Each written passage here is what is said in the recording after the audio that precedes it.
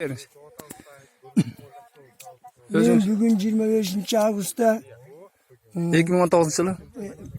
yok bugünkü 2019 yıl 25 Ağustos'ta Serkavay Özönü'nün sol çengirinde gelip Hasan bu ağaçtan koyulgan yerin belgilep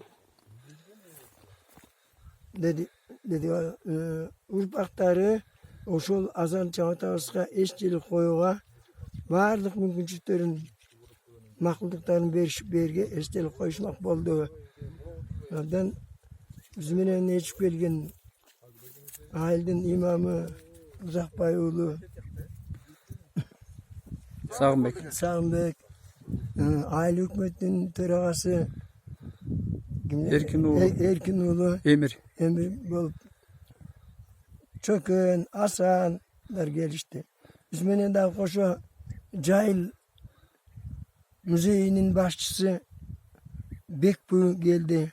Gelip barlığı razı oluşup belgilep gitti. Özünüz qaysı yılı töröldünüz? Kançaga çıkıp kaldınız?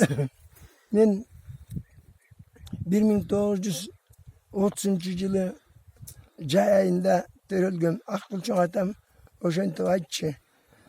Cayın ortasında törölgün suyun.